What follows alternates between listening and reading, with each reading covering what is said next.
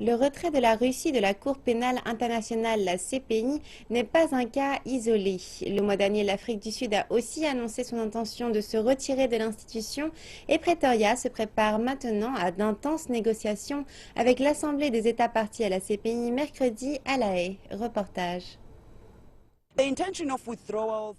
Cet avis de retrait est la résultante du dilemme auquel faisait face l'Afrique du Sud l'an dernier, alors que le pays était sous pression à la suite de l'arrestation du président soudanais al-Bachir.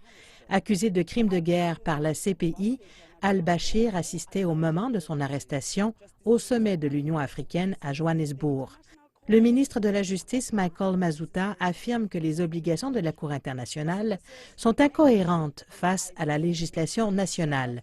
Mazoutah affirme que la partie restante de la CPI pourrait devenir une entrave aux efforts de paix déployés par l'Afrique du Sud sur le continent. Depuis plusieurs années, les pays africains reprochent à la CPI d'entretenir un préjugé contre le continent, alors que la plupart de ces dossiers concernent les dirigeants africains. 3 pays africains ont maintenant annoncé leur intention de quitter la CPI. Par la voix du diffuseur officiel de l'Afrique du Sud, la procureure en chef de la Cour pénale internationale a déclaré mardi qu'elle espérait que la rencontre puisse faire changer d'avis l'Afrique du Sud.